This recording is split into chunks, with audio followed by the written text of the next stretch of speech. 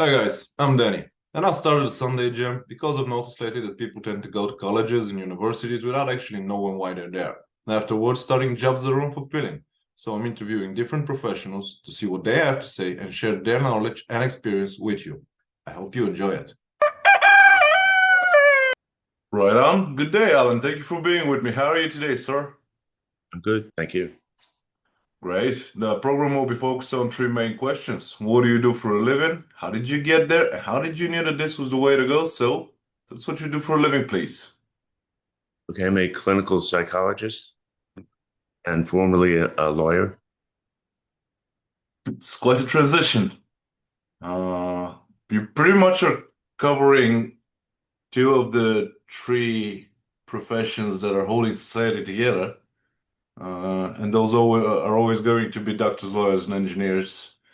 If one of those sectors is struggling, the rest of society will struggle as well. So, quite a mind you have there. It's very impressive. Were you walking the street one day and you were like, let me be a lawyer and a psychiatrist, or did something else happen? Psychologist, not quite psychiatrist. Yeah, sorry about that. Uh, no, it's a long. It's one of those long stories that people always ask because I was a trial attorney for a long time. But actually, it's all related to what we're talking about and what I do. I grew up in New York.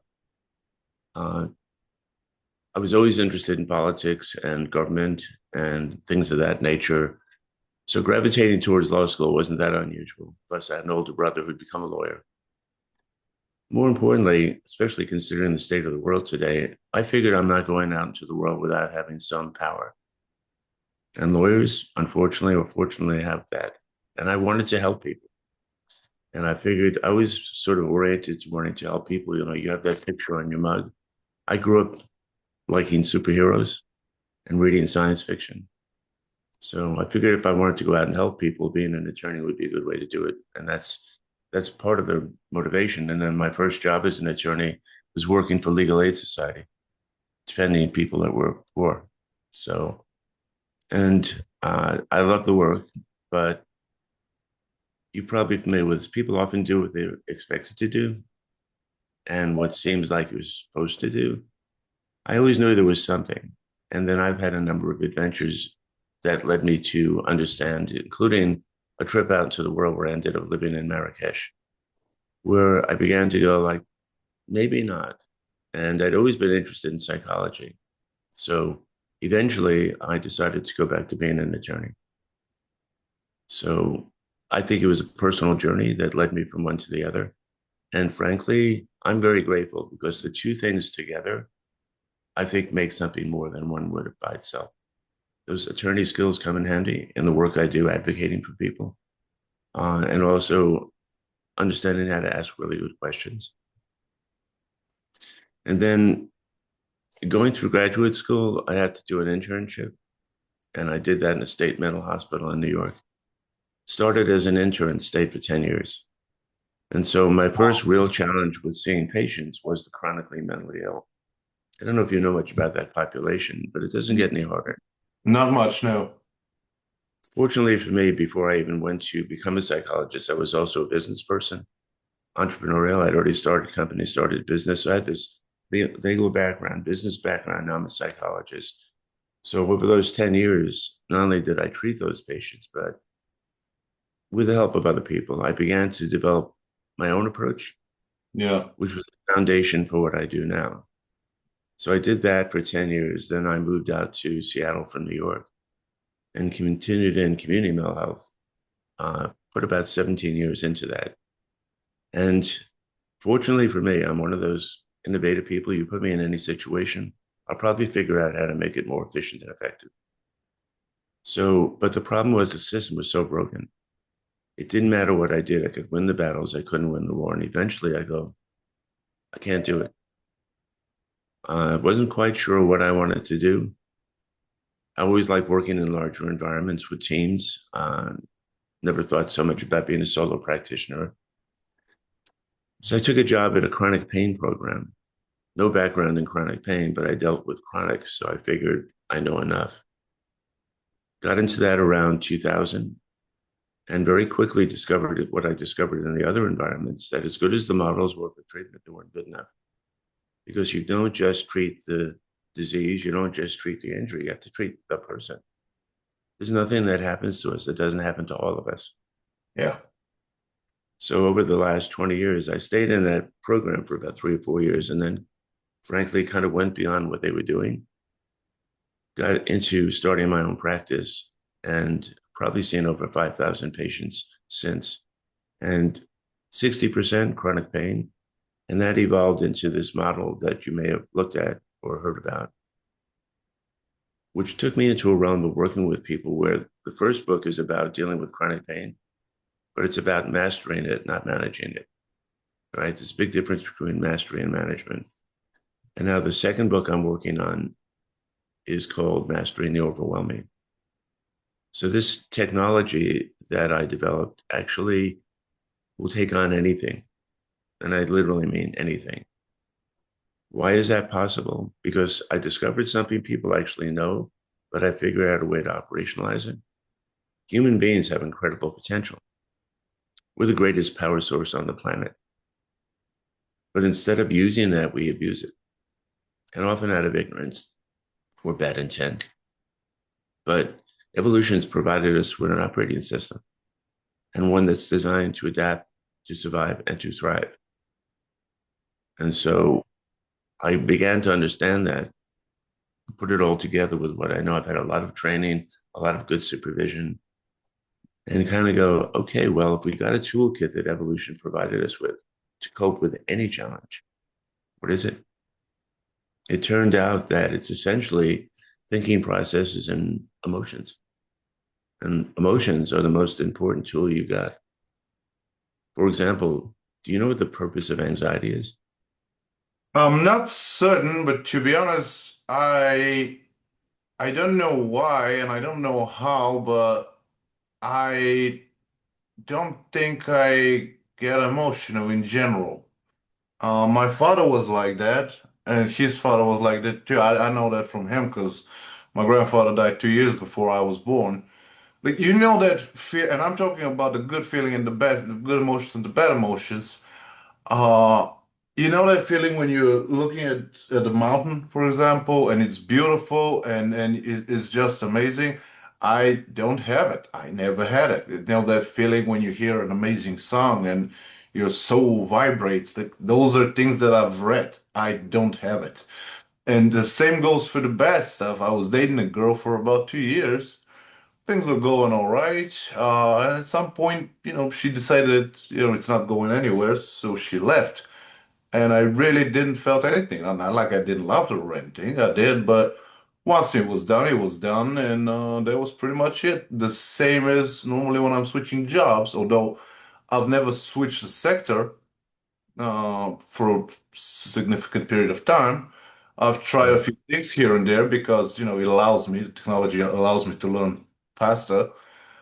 But I don't have those attachments to, like, my mother is a good example for, she loves the apartment she grew up in. I honestly couldn't care less. As long as I have all the necessities, I'm totally fine. And I guess so. I'm a bad example. So sorry about that, Alan. Well, people are different. There's Yeah. all kinds of reasons why a person might not be directly connected. But if you come back to it and you go, to begin with, there's a lot of language involved in this that is misleading to people. There is no such thing as bad emotion or good emotion. What there Okay. is emotions that are pleasurable and emotions that are not. Yeah. I think it Sorry, I makes used a the wrong difference. term here. No, no, no. It's not the wrong term at all. There's a lot of language about this, but that's part of the problem. Yeah. You can definitely say that's pleasurable and that is not, right? That's just an experience.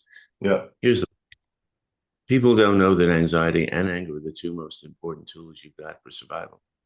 They don't know what they're for, and they don't know how to use them. Now, you may not experience them, but sort of take it on faith for the moment. You Yeah. certainly see what people do with anxiety and anger, right? You see how often they cause all kinds of problems. Yeah.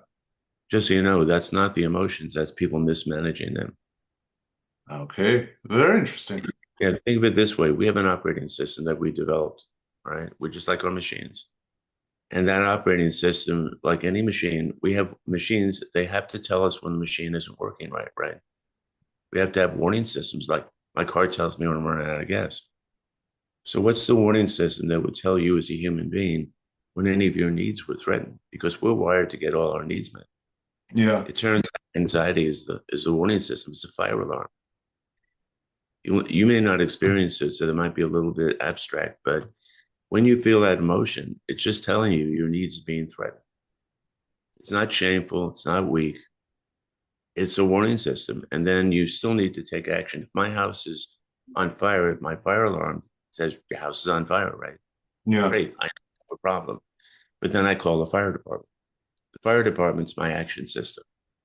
So anxiety and anger are the warning system, the action system. Think about that from a practical point of view. How important is that?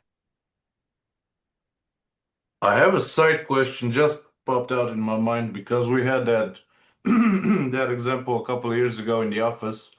There were two girls, similar age, from the same region, with very, very similar background. So in theory, they should have a lot in common. But one of them really hated the other, like really hated her. And we had no idea why this was happening because there was no reason for that. Hey, and like really did anything within her power to be away from that, from the other girl. Turns out that there was a specific element, I forgot the name, but specific element in the perfume of the girl, and the other one was allergic to it.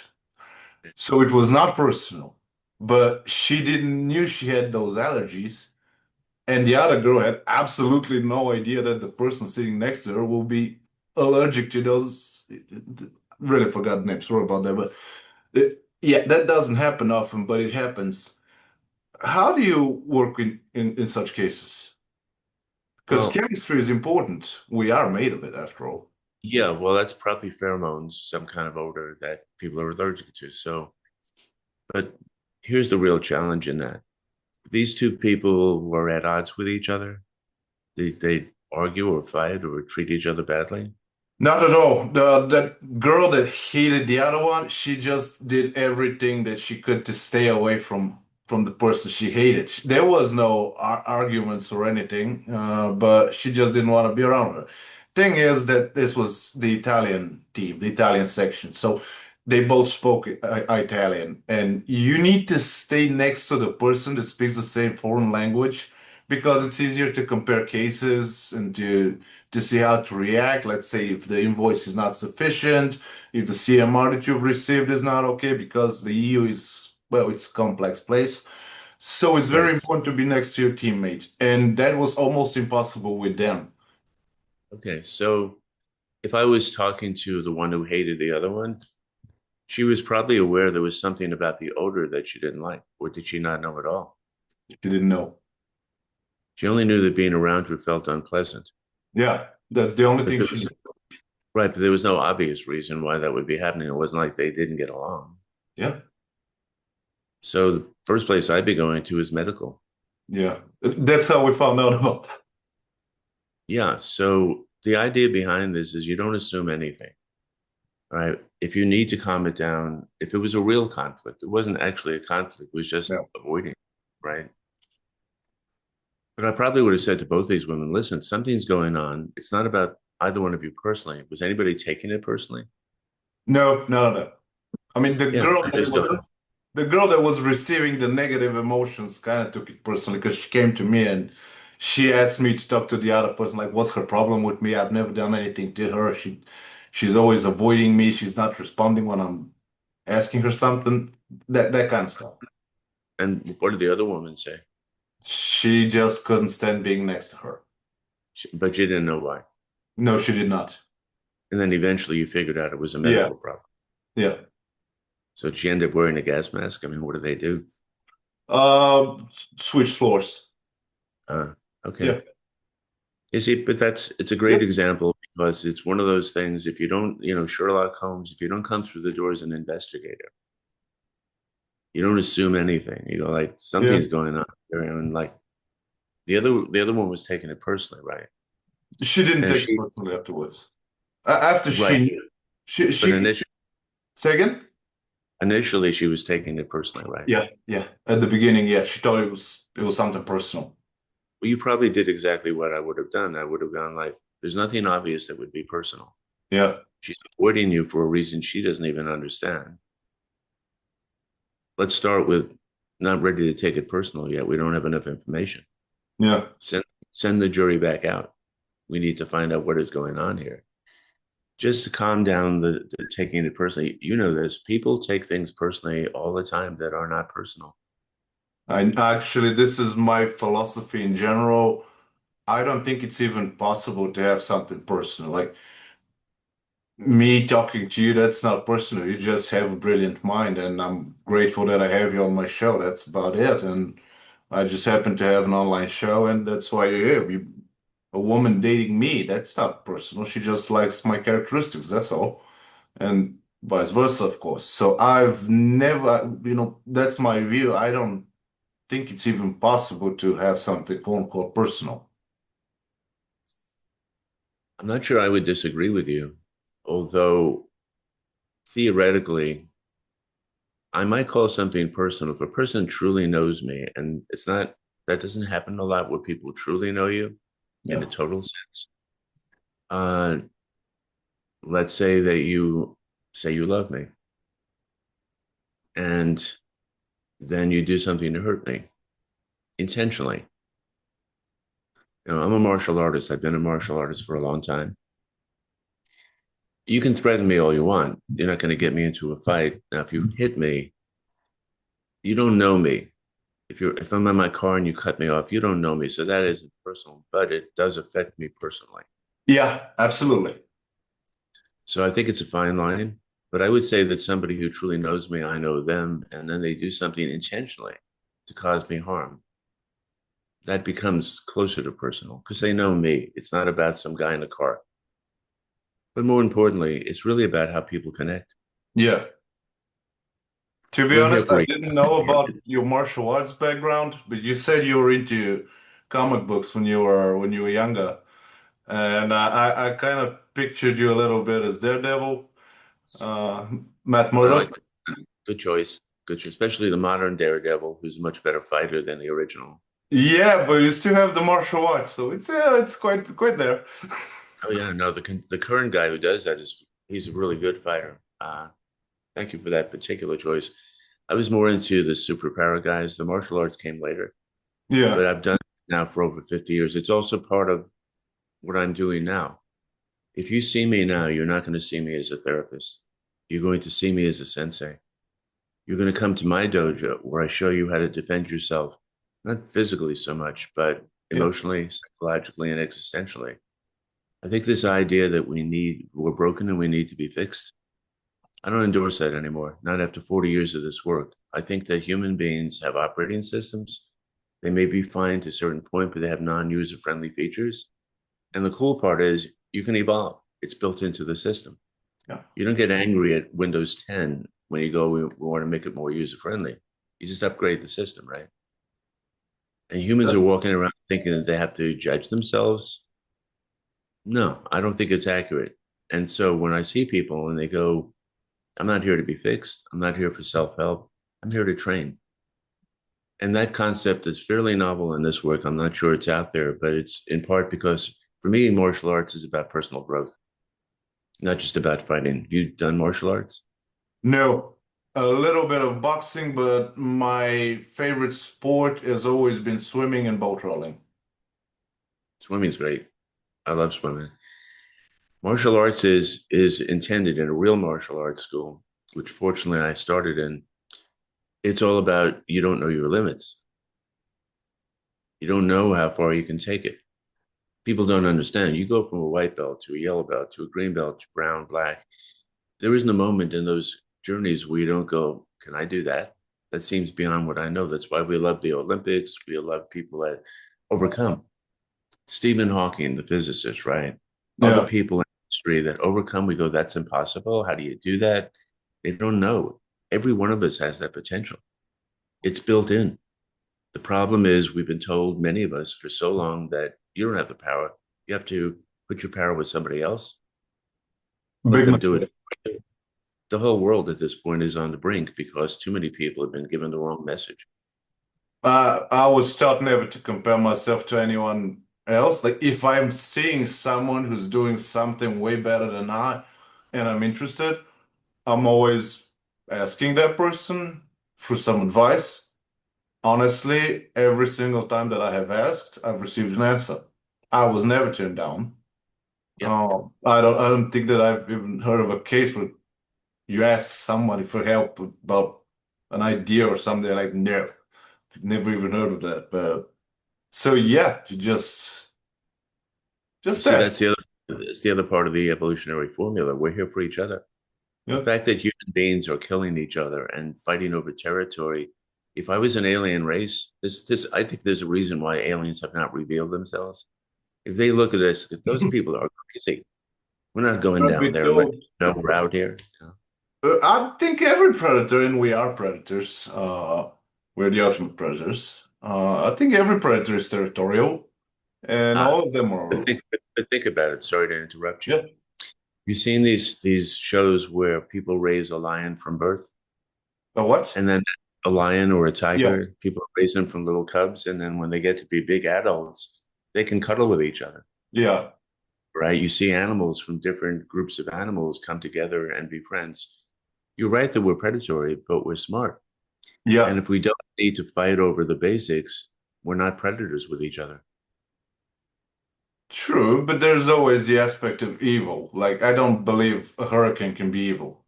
It can cause misery, but it's part of nature. I We think evil are a is, different part of nature, I believe. how would you define evil? Define evil as the absence of good, and good is something I can define as peace. Yeah, it's a really important question. I've thought about it a lot. We certainly have seen terrible things that people do. Yeah, I mean, god awful things. But I think that humans are an evolutionary path. And I think they are often been diverted from that path. You look at Star Trek in the 25th century and they've kind of figured it out. They're explorers, right? They're not trying to kill each other. They had wars on the earth, they settled things. That's the vision of that. I actually think that is the ultimate goal if humans survive long enough. But you're right. I call it the cornered rat syndrome. You put enough people in a situation where they don't have their basic needs, it's going to get violent. yeah.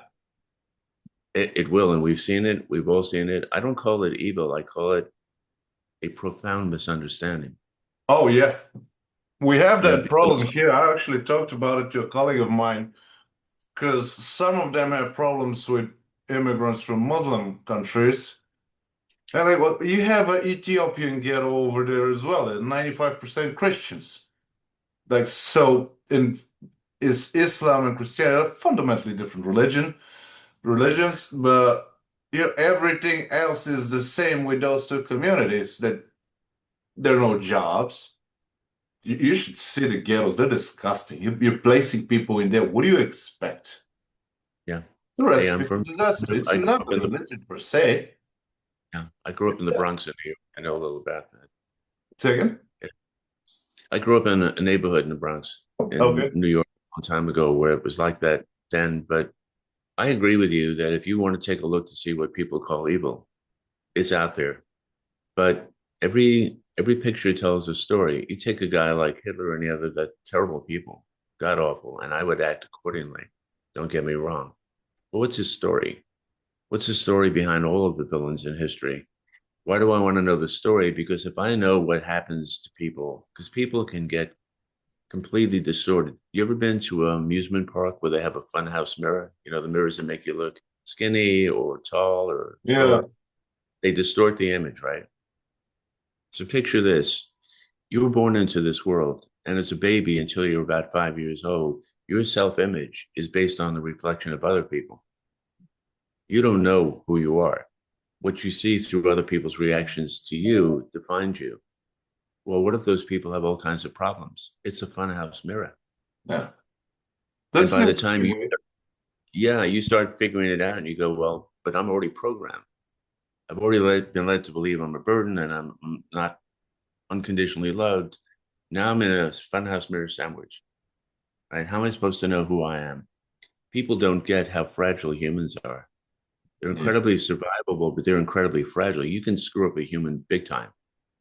Yeah. All right. And then once that happens, they may engage in what's called evil and bad behavior.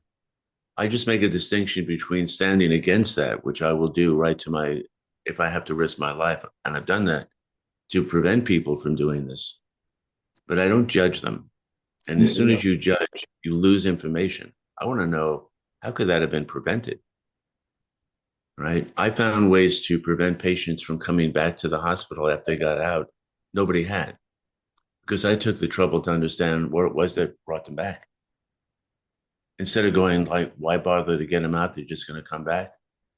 So if you start judging the human race, you miss the opportunity to prevent things from happening. And look what humans do when they come together. Humans doing coming together do amazing things. What are we doing here on the planet? You've got this incredible solar system. It's got plenty of real estate. It's got all the resources we could hope for just in the solar system, let alone what's beyond that.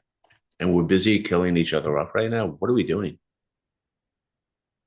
And people get cynical and they buy into the idea that humans are bad and evil. Okay, I get the reason why you think that. Where are you going with that? And then you're going to turn out to do pretty much the same stuff so they can't do it. No dictatorship in history has ever lasted. Do you know why they never last? Well, you can lie to a few people for a long period of time, and you can lie to a lot of people once, but you can't lie to everybody all the time. It doesn't work that way. Absolutely. Yeah, absolutely true. But the real reason it's contrary to evolution. If we're meant for a higher purpose, being under dictatorship represses us. We don't grow as people. We need that True. autonomy. We need the independence. The human spirit cannot be held down forever. Yeah, true. You don't get a lot of innovation from dictatorship countries. I'm not, I understand that the atomic bomb that the Soviet Union designed was pretty good. It was dictatorship back then, but I'm not talking about that. And Yeah. yeah, Yeah, I'm that's with you. I'm with you. That's innovation turned, evil. I mean, uh this we're discovering the forces of the universe, but we get to decide what we're going to do. Everybody gets to choose. That's all I'm saying. That these things happen, these things need to be dealt with. That's why when I'm trying to help people, I'm not so much about politics. I'm about power. yeah. You have this power. You don't know you have this power. I start helping people unlock that potential by teaching them how to use the tools, which they don't even necessarily know they have. And think is a great example. There are forms of thinking that are not helpful because if it's judgmental thinking, if it's rationalizations, generalizations, there's always these forms of thought that don't reveal the truth. You figured out the truth with those two women, but before that, what were you reacting to? Somebody hates somebody, they can't get along. What are you going to do? And then you Should be figured told, it. I never jump into conclusions in general. Number one, because I work in the transportation sector. So it's not a good idea to jump into conclusions in that sector. You never know what's going to happen. And number two, in general, I don't judge because I've noticed it was depressing for me when I was studying about history because I really read a lot about history. And turns out that I am now living in that same history because in that department there's not much change. But Right. every time you judge, you're turning into what you're hating every single time. And because you're trying to get away from that thing, but it's a circle. So it doesn't matter how long you're running, for how long time you're running from it, you end up at the same place, and that's a place you don't want to be. Yeah. You mentioned transportation. What part of transportation do you do, if you don't mind me asking? Well, it started in the railway infrastructure company here in Bulgaria that was in the EU sector. Europe is different. Trains are very important here. I know that Yeah. it's not exactly like that in the United States, but without those trains, things will be very different. Then I moved to different kind of transportation companies and sectors. Here at Cool. Packard Enterprise, I was there for a couple of years. Yeah. Um, it's very interesting because it's framed like you have laws, you have to obey them. But But within those frames, anything can happen, and it's pretty good. yeah, no, I've been in Europe. I love the train system there. You're right. America is different. Here it's about transportation. There it's about an adventure and experience. Right. It is. Alan, I have a third question. How do you know that this was the way to go? You're a very interesting case here because you're already an adult and you could have chosen any other field after the lawyer experience and everything. Obviously, you have a magnificent mind and everything, but you could have went with any other thing and you can help people in many, many other ways. But you knowingly elected that one. Why? I'm smiling because I've always had like four different things going on at the same time. While I was going through law school, I'd already been pursuing a singing career. I had singing groups, actually became a singer-songwriter, actually was the opening act for Bob Dylan in Greenwich Village when nobody knew who he was. And No, by the time I got through with law school, I actually got offered a record contract. But the truth was, I loved singing, I loved performing with other people, but I didn't want the life. I just wanted to know I could do it. And at the yeah. same time, I was on the verge of getting published doing children's books, which I write and illustrate. I feel fortunate. I'm one of those people that can do a number of things and do them well. But like I said, my purpose from the time I was a kid, actually, my heroes were Magellan and the explorers. You give me a choice. When I was a kid, if you and I met, were kids, I would decide if you were my friend based on one question. And that question would be, if I had a Star Trek spaceship, would you be willing to go with me and spend the rest of our lives traveling and exploring? If you said yes, you could be my friend. Essentially, I'm curious. I'm an explorer, and it doesn't matter what dimension I look at it in. I couldn't have superpowers, but I could have powerful ways of helping people if I understood what power is. And that was my personal journey. If you read the intro to my book, you know that I broke my neck at 12 and a half. And that was a defining moment in my life. I blame myself for it. It almost destroyed my life. You, you talk about me having good credentials. I almost flunked out of high school. And if I hadn't met people, my chemistry teacher in junior year saved me because he was trying to tell me you don't know who you are. I don't know about you, but I've had people my entire life go like, the reflection you see of yourself in the mirror isn't you. You're something more. The idea of helping people see who they really are and tap into their own potential and get rid of this unconditional love. There's no such thing. You're born with self-love. Those mirrors can screw that up and make you think it's conditional. So everything I've done has been based on who am I? I gave up being a lawyer initially by going out into the world and traveling, which I'd never done. I threw myself out into the world years ago with $800 in my pocket and my backpack. When people in those days were doing traveling and it was safe enough to do it, and spent months traveling through Europe, and then eventually found my way down to Marrakesh because I loved Lawrence of Arabia. Got to go there, right? And then Yeah. along the way, I found out I'm actually who I always wanted to be. I just didn't know. I couldn't see it. I had such insulation in my life. I couldn't see who I really was. So whether it was being a lawyer or eventually becoming a psychologist, lawyers are great, but lawyers are not there to change people. They're the hired gun. You hire a lawyer, he takes care of business, right? The first complaint I had from a supervisor as a lawyer, I was spending too much time with my clients. And he goes, "What are you doing? You're a very good lawyer. You're winning your cases, but why are you spending so much time?" I said, "Well, they're anxious and they're ignorant. And I think they'll make better clients if I educate them and calm them down." Do you know what he said to me? He said, "That's not your job." All right. Wait, he I was wanted right. to help people. Yeah, I wanted to help people grow and find out who they are. A better role for that was being in the role of psychologist. Although ironically now, the better role is being in the role of sensei. And you're doing a pretty good job, I gotta say that. I appreciate that. I always worry that I'm being arrogant, but I'm not because I've worked with over 5,000 people and it works. I see people change in ways that the way I was trained would never have happened. I spent 15 years in psychoanalysis and I see changes with a person in a third of that time because this technology is kind of like this funhouse mirror idea. How simple an idea is that for capturing how childhood can mess you up? It's a simple idea, right? Yeah. I tell people that they have innate self-love, but a better way of saying it is we're all born black belts. We're born with that power. But if we don't see that reflected, we don't know. And then in Japanese martial arts, there's 10 degrees in black belt. So you spend the rest of your life getting to a red belt. But who knows that? Who knows how much power they have? If you're not personally experiencing emotions, could be a lot of reasons for that, but a lot of people don't value them. A lot of people have learned it's best to put them away, but they are part of your equipment. Now, it doesn't mean you can't be fine and function really well, but it is kind of the enriching part. But you strike me as a person who is enriched and can experience all. Maybe for you, curiosity is the best emotion. Probably. But I Well, guess that's honest. you strike me as a curious guy.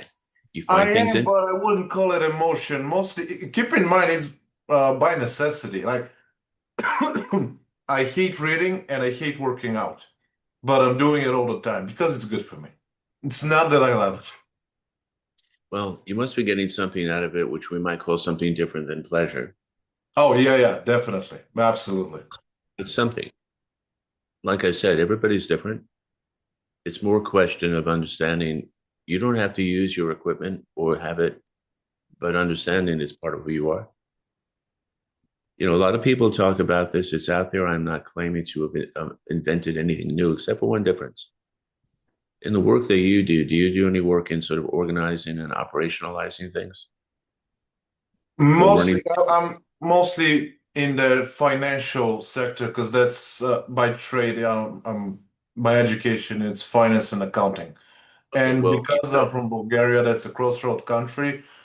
right, No expedition and logistics pretty much guarantees you a job for life because you can't right. stop it. And that's why I chose that. Yeah, but in accounting, I'm not an expert on it, but there's a lot of accuracy in that. There's a lot of It is, but it's framed by laws. true. But I think if you're good at that, what I'm getting at is I think that for me personally, I couldn't tell you why, except maybe I'm curious. Yeah, You read science fiction, and I was reading it from the time I was 5 years old, and science fiction is all about what's possible. You get it? yeah. Yeah, I think I may actually have that. I've got over 9,000 comic books. I have a few here and there as well, plus the books. So that's why I Wait, really liked when you wait, said that. so if you don't mind me asking, who's your favorite comic book character? That's a big one. I'm not I know. sure. Do So you again, like Marvel? Do you like Marvel and those characters? Marvel and DC, I suppose Ghost Rider, I suppose. Interesting choice. Yeah, they made a show. You've probably seen the show they made. I haven't. I saw the two movies with Nicolas Cage, and that was it. Yeah, they do have a TV show. I wouldn't say it's the best I've seen. Yeah, I think I know what you're talking about with the blue stripes here. I saw a trailer, and somehow the effects looked worse than 20 years ago. So, No, it wasn't that good. But Ghost Rider is interesting because he's another kind of Batman type of character with yeah. a little bit of mysticism attached to it. Alan, if you don't mind, because we're almost out of time with the Zoom, Sure.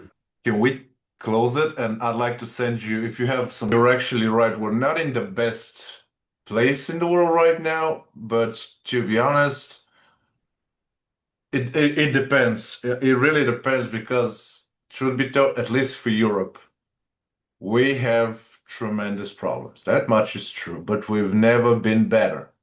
That's Oh, also I'm in total agreement with you. I'm actually talking about this country. the United States. Look, it From was what going to I happen. know, It was it going to has happen the. soon. Say again? It was going to happen sooner or later in this country. It's been coming for a long time, the last 50 years. This country never adjusted to globalism. They never really adjusted to technology. And now we're gonna rely on brute strength. That's just stupid. All right. And United States? European Union, look, there was going to be a change in world order. Yeah. I'm frankly, I've been in those places. America is immature, to say the least.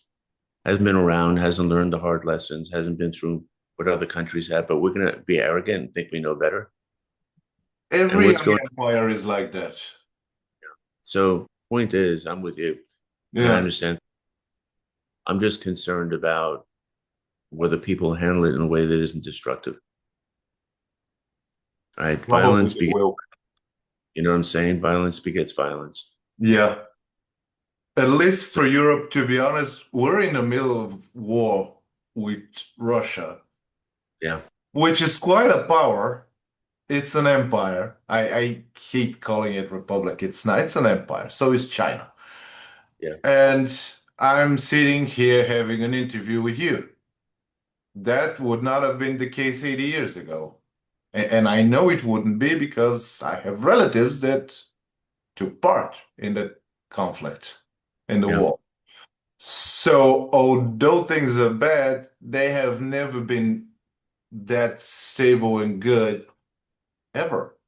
Yeah, like I said, I'm qualifying that to what's going on here, not what's going on Yeah. there. I agree completely about what's going on. The rest of the world's going like, okay, you want to drag the rest of the world down? We're not going with you.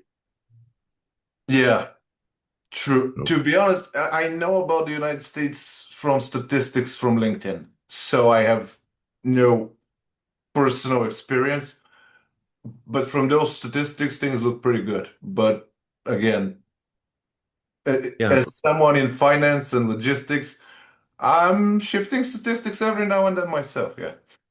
yeah, yeah. So I'm with you on that part. So what else would be of interest other than us figuring out who your favorite superhero is? I'm Daredevil and you're Moon Knight. And Ghost Rider, I suppose. We should team up. oh, you're right. I actually got that wrong. You're not Moon Knight. You're Ghost Rider. Ghost Rider's even cooler. He has a motorcycle He's got a and motorcycle and he's unlimited powers. got a flaming head. How can you beat that? I'm almost there. I do like the martial arts though because I don't have to have superpowers, just have to be good at it. True. I But like it. we could do it. We could do a team up. Yeah, we should. It's already Uh, here. those are two guys that have not been together in anything. I also about the podcast, I have a fourth question. I never put it in the invitation because I just love the reaction so much. And for a man like you, this will be even it'd be just amazing because you just have so much to share and to highlight. My audience predominantly are people that are either starting college, new position, new job, or in some kind of a change, because that's the whole point of my podcast, because people tend to go, and I'm not trashing academia. I got a master's degree and everything. Right. I speak foreign languages. I'm not against it. But my biggest problem is that a lot of times people tend to go to colleges and universities because of that stigma. Once you have the piece of paper, your life will be amazing, perfect, and with almost no problems. I don't believe that this was the case at all, especially that's not the case now. Maybe to an extent it was when my parents were young, when that was quite a while, but even Right. then, and a lot of them don't even do anything related to their degree once they're out of colleges and universities. I personally see it as total loss of time. I'm not even talking about money because I graduated a private college and the private college was so cheap. The Right. entire semester was 60% of my salary and I was working as a bartender. And my master's degree was free because, well, education is free in Denmark. So it's not even about money, but I've lost money elsewhere in relationships and friendships, and I've gained new ones, of course. That's how life is. But when you lose a lot of time, you're getting frustration from within. You're not satisfied with what you have, and you end up being bitter and miserable. And later on, you meet the significant other and you start a family, but you're still miserable. This misery isn't going anywhere, and that's a very serious problem. And I don't see a lot of people talking about it. That's pretty much the main reason I started this channel. So if you can give those people one advice, top of your head, what will it be? It's a great question. It's important. I think there's a lot of reasons why. I grew up in a generation where having that degree mattered, but I never thought of it. Two things. I like education. I enjoy learning. right? I certainly enjoyed learning the law. Very important, as you know, learning accounting. There's things that are worth knowing in the world we live in, Yeah. and the law is there to theoretically help people behave better. Uh, so I was certainly fascinated with the information, wanted to learn more about it, but it was also a passport. Like I said, if I wanted to be able to have more of an impact in the world and not feel like I could be more easily victimized, why did I study martial arts? I didn't study martial arts to learn how to beat people up. I just wanted to be able to defend myself more effectively. So if you think about education as enriching and satisfying curiosity you have and something you want to know about, because there's a lot to be learned, it's not about going to school. It's about wanting to evolve yourself. Now you can learn without doing that. When I was getting out of high school, I wanted to join the Merchant Marines. I wasn't going to college. I had no interest in going to college. Right.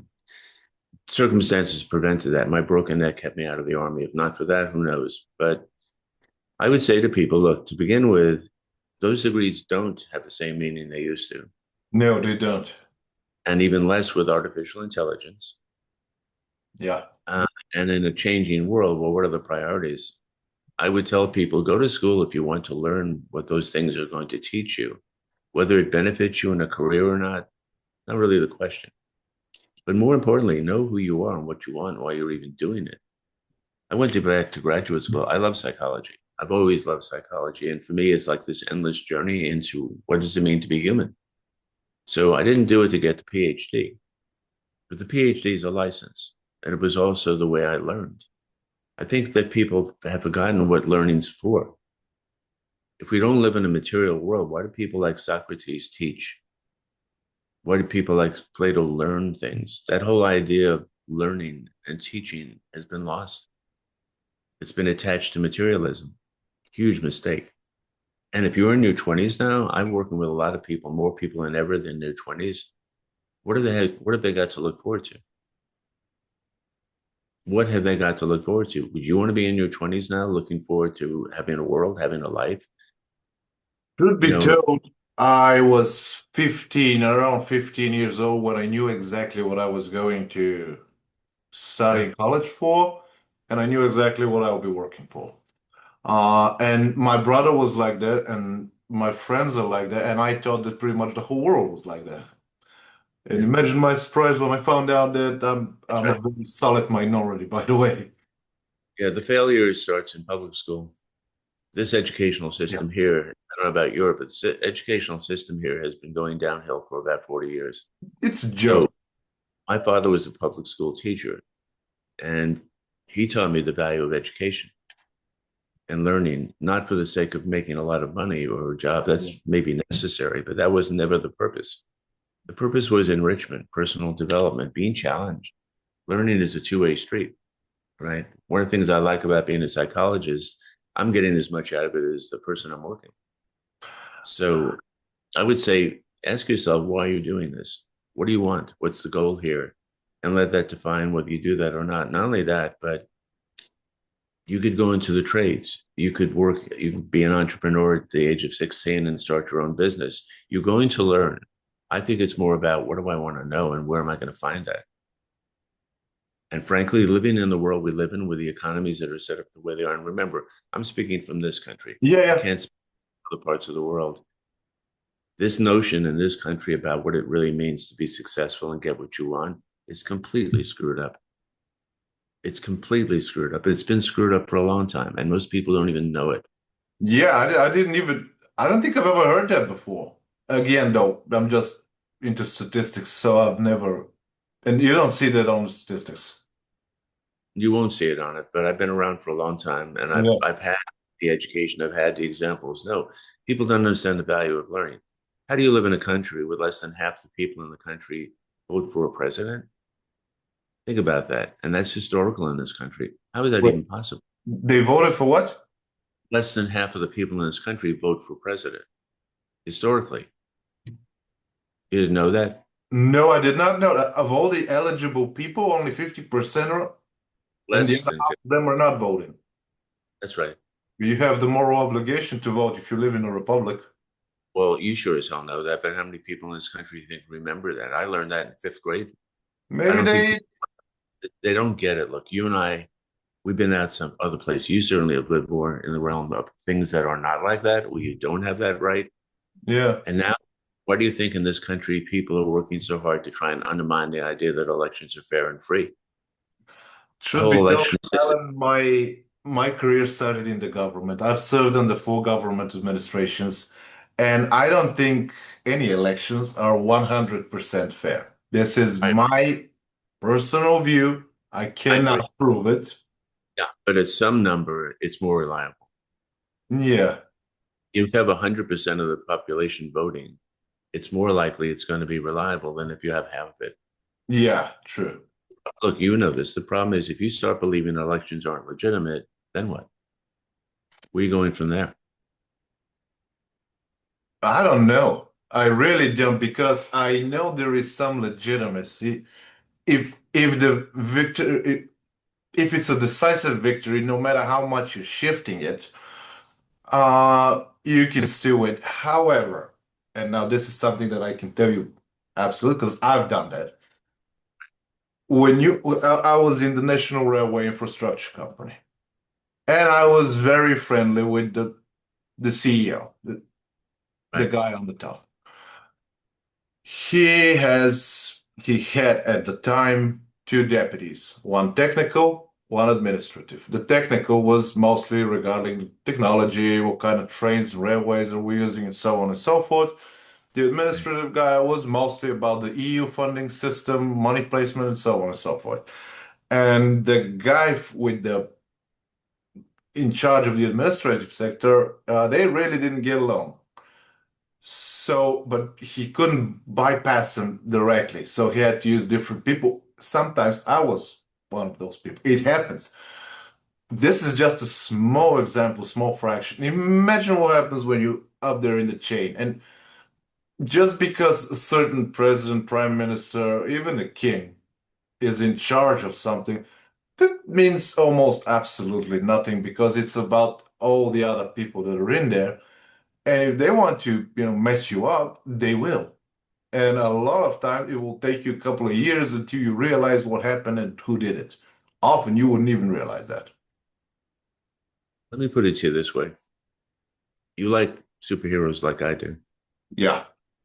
And we believe in superheroes because they try and right the wrongs. They try and fight for justice, right? There is nothing since I was a kid that I haven't learned can be a situation with injustice. In high school, my first singing group was that old fashioned doo wop kind of group. And I was the first person in my high school to have a black person in my group. That was outrageous at that point in time. And I said, too bad. The guy Yeah. can sing really well. He's a really nice guy. I don't care. My point is this: if nobody stands up to try and have things done the way they should be done, then it never gets done. And you Oh, buy into yeah. being, understandably, people can buy into going like, what's the point? And it's all corrupt. Human beings are primitive. We are immature. Yeah. We don't have our own potential. We screw each other up. We think that's the only way to get things done. But there are heroes throughout history. Yeah. Gandhi defeats the British Empire by fasting. All right. I'm not looking to get crucified, but Christ set the same example, right? If he ever existed. My point is, I'm with you on this, but I think that you get to choose in this world. What are Yeah. you going to do?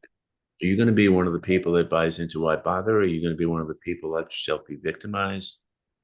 So far, and I've gotten plenty of this, I'm not interested. I'm not interested in all the things that are wrong. I'm interested in trying to figure out how to create sanity.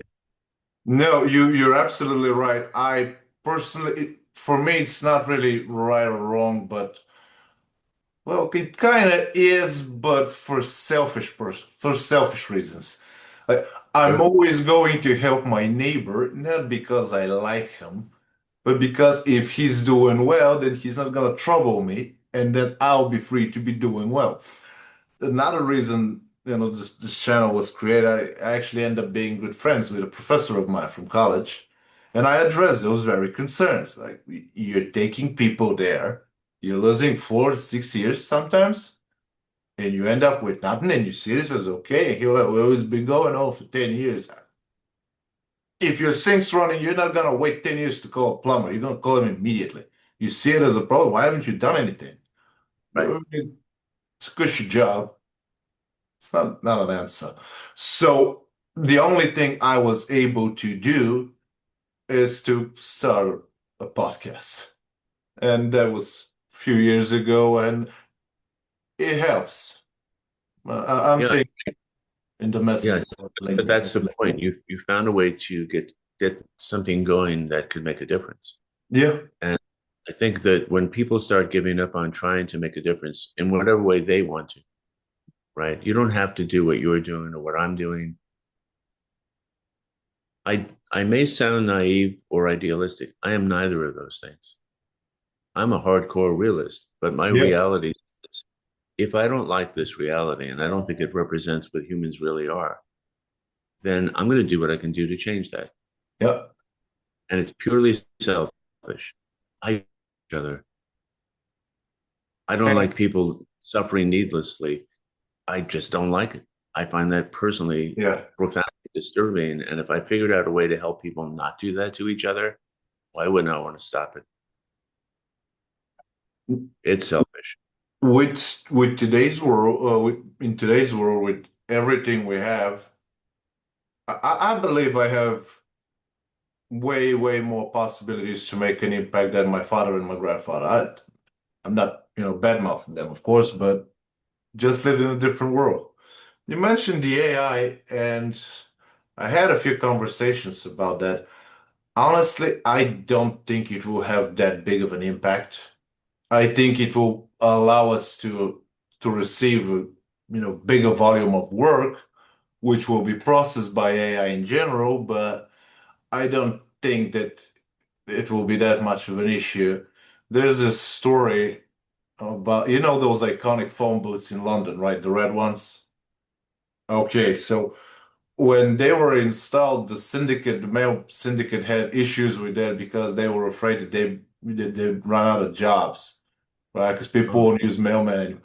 I've never been to England. I guarantee you that right now, if I go there, I can get a job as a mailman. Shouldn't be a problem. Um, yeah, I don't disagree. The technology is great if it's in the hands of people. The problem I have, I love using AI. It's incredibly helpful. yeah, Tremendous amount of saving. I mean, I'm working through my second book twice as fast without spending a fortune on an editor. But to begin with, there is a loss of skills. I know how yeah, to do research, right? I know how to write papers. And so if I let AI help me do that, I don't lose by that. I just save time.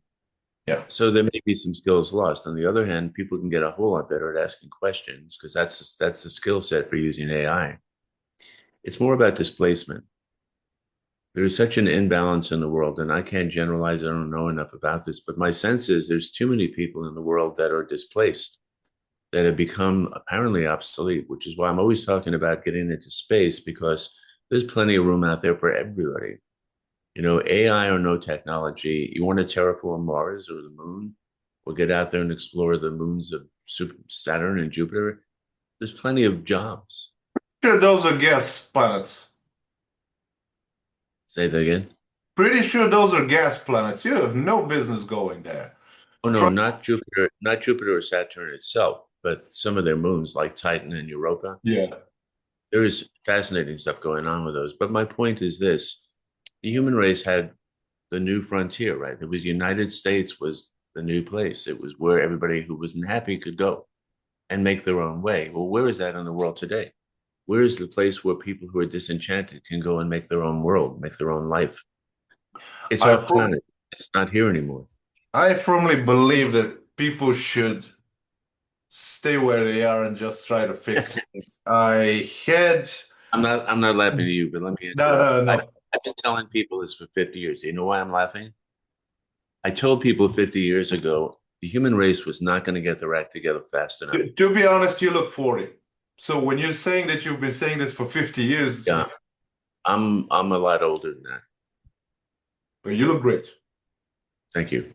But point is, I didn't tell them out of cynicism. I said the human race is all happening too fast. They're not going to Yeah. get their act together. But imagine John F. Kennedy Yeah. understood this. He talked about the new frontier. He got it. If he hadn't died, I don't know what would have happened, but what happened to the space race? If we had had millions of people off planet and out there colonizing the solar system and incredible resources. You want water? It's out there. There's a moon where it rains diamonds. All right. One of the True. moons of Jupiter has an ocean beneath the surface that's bigger than the entire ocean on this planet. So my point is humans need space. They need time. And the more you crowd them together, the Industrial Revolution was a huge mistake. Making cities was a huge mistake. You know what happens? The more condensed humans are, what happens? Even in the most advanced societies, and it's certainly better other places, but no, I think humans aren't ready for that. Tribal culture, we still need tribalism, but not the kind of tribalism where we fight each other. You're never getting rid of tribalism. Well, but tribalism where you're a society and where you help each other and you're there for each other, not where you compete with the other tribes to see if you can get their stuff. Look, my point is, I don't disagree that people wanted to get things done here, but we're running out of time to do that before something god awful happens. And maybe it wouldn't have worked, but if we spent the last 50 or 60 years getting off planet and people knowing you're not happy here, you can't find work here, go work out there. I To think it be would make honest, there's plenty of work here, but I hate trashing people because it's not who I am by nature, but stereotypes are not given, they are earned. And those that happen to be 15 or 20 years younger than me are lazy. Not all, but most. They it's like they have dependency on technology for entertainment, for study. I don't want to insult those children, but it's no, I agree with you absolutely. But think about this. What are the odds that we don't end up having some kind of atomic war? pretty big one. I think we're not going to have one. I can What are tell you the odds? why. Yeah, Because it's why? expensive. Nobody wants to roll over the ash. It Right. doesn't. It's not war in general. War is good for business. I hate saying it, but it is. I know. And let's say you own the factory that produces bandages, and you also own the factory that produces bullets. The worst thing that you can ask for is an atomic war, because that's the end of those factories. Now I you want agree. to keep it going. So Gaza and Israel is another conflict. Israel is nuclear power. If they want to do something, they can, and nobody can stop. There are two types of countries: sovereign nations with nuclear weapons and semi-sovereign nations without nuclear weapons. If you have the nuclear weapon, you're a sovereign, and literally nobody can tell you anything. War is good for business. It's nasty and disgusting term, but it's true. And business is important. I highly doubt that like Russia and Ukraine, Russians have the biggest nuclear arsenal in the world. They wouldn't have, they're not going to do it. They're not going to do it. But Yeah. here's my point.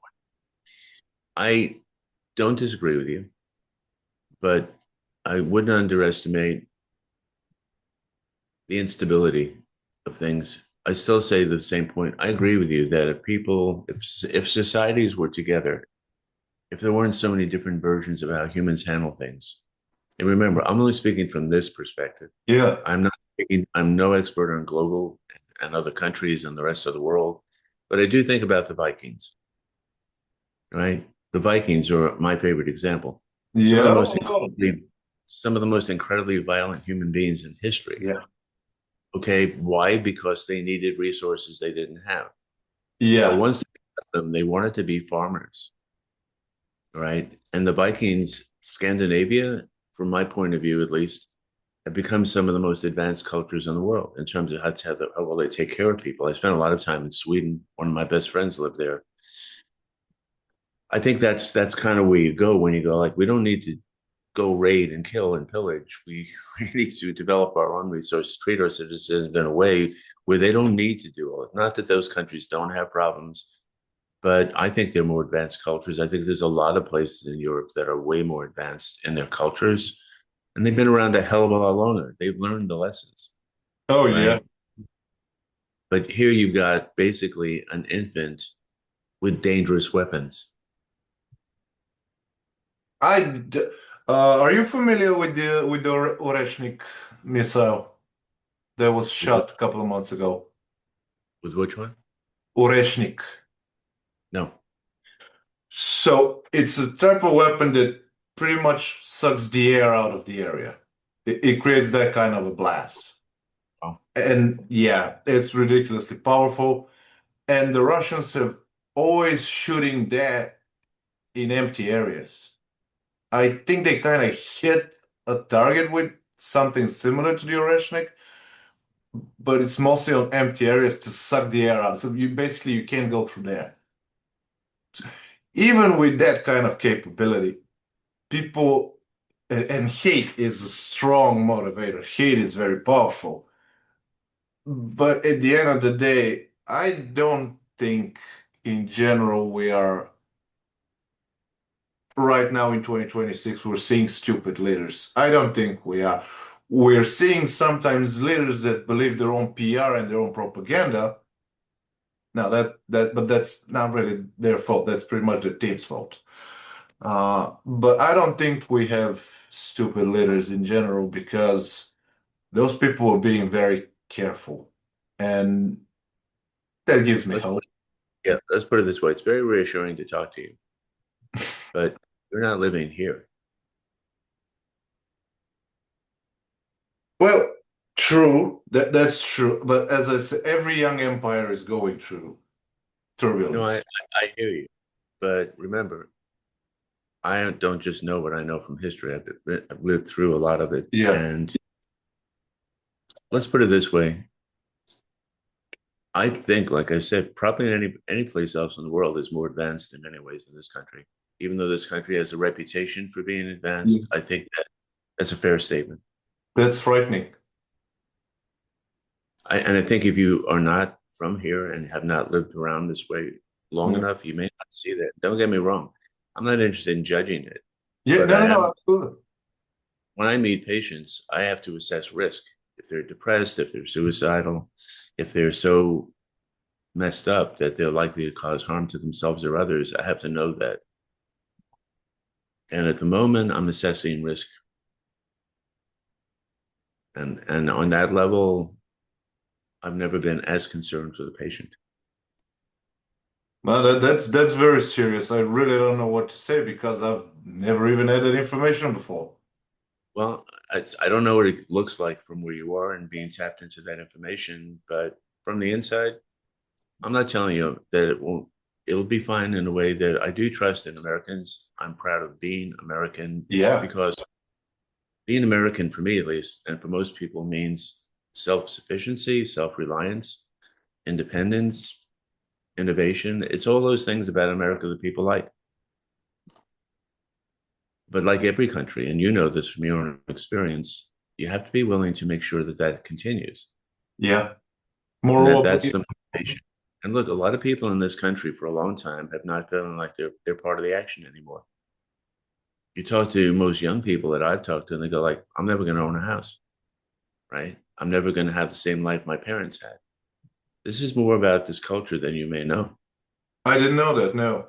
To be It's honest, hard. again, because crossroad country, so ever since I was a kid, it was in my head all constantly from my father and my parents that a man must own property. I own several apartments here and there. I don't live in a castle. It's a very middle class apartment, but it's mine.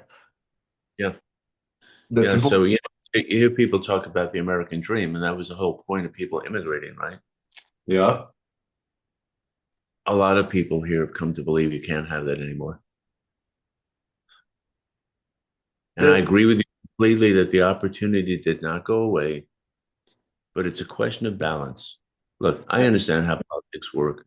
I think a lot of people are naive. Do I think that politics aren't messy and ugly? They are, but that doesn't mean you can't get something done. Yeah.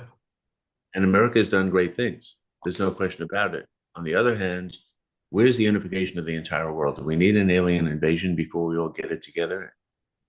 Really? Why? What's the point? We work together, we come together. The European Union was a great idea. It needed to happen. What's going on right now with the realignment of people and people taking more direct responsibility? I'm just looking to see the unification. I want to see people pulling together and helping each other because we all have the same challenge. We're all alive. We all have needs. What are we doing on helping each other? True, And just, but what you're saying is it's almost as if the spirit of the younger generation is wounded. And it that's is. a serious problem. That's a very Yeah. serious problem. I won't claim to be a national spokesperson or that expert, but I do know people. And it's a shift. I know it's a shift because I've had the personal experience of all those changes. But I have the benefit of having lived with a different mentality. When I Yeah. was growing up, whatever you want to do, anything's possible. And look what I did. I was able to make all of those changes, right? Going to school at this point, student debt. I don't know what it goes like in other places in the world, but here it's become a major burden. You get people indentured for the rest of their life trying to pay off their schooling. So, listen, this country's been through a lot of changes and it's evolved over the centuries. Question is, how much further does it go? Just like I think most places in the rest of the world are evolving. They're You changing, have to. right? Well, as long as it's evolving and not devolving, Yeah. not going backwards. So I don't want to be claiming that I'm an expert on those levels of trend. But part of the reason why my work works for people is I'll take people that are completely disempowered, the injured worker, the person with terrible medical conditions, the person who doesn't know what to do with COVID, and I'll show them that they can deal with that, but they don't know it. They really don't know what they've got going for them. So listen, I think it's really interesting to talk to somebody who's been living in a different reality. Yeah. But I can tell you from my personal point of view and not claiming expertise, this reality has shifted, right? Those dystopian movies that you watch, that you and I have watched, I'm not so sure that we aren't living in one. Yeah, no. I highly doubt it will get to that because it's not good for business. And with that said, Alan, good Lord have mercy, your mind is truly magnificent. You're a fountain of information, and it was an absolute honor talking to you, sir. Thank you. Yeah, you too, because you and I have gone beyond. I don't usually get into politics, not my Yeah. thing, not my place, actually, but it's all related back to human empowerment. Yeah, this is why you have to be in the world, but not of it. That's my way of living, because again, 5 government administrations. I was working with the left, the right, the center, the pro East, the pro European Union. I believe that I hate every single one of them very equally. Yeah, If I'm walking into a restaurant, I see one of them in there, I'm walking out. cool. Just so you know, I'm working on expanding what I'm doing, so I'll probably have my own YouTube something come Yeah, summer. Love to have you on as a guest. absolutely. Sounds pretty good. I think, let me tell you something. Opportunity that I'm having with you that I haven't had with anybody else is to talk with somebody who really can see the world very differently than I'm seeing it. And I think that people, if what I'm saying makes any sense to you and you weren't completely aware of it, I think sort of helping people know you need to know what's going on all over the place. Yeah. You know, especially the position of America in the world. People need to know where America is. I think right now a lot of people are going like, where are they? Where are they coming from? What's this all about? And not to say it's a bad thing, but it's a new Yeah. thing. It's a different thing. Sounds So good. thank you for the opportunity for a more global conversation. It's always a pleasure. Guys, I hope this one was useful. Please follow the channel on YouTube, Rumble, Twitter, Gap, LinkedIn, and Facebook. Ring the bell and all the good stuff. Have a nice week ahead, and I'll see you next Sunday.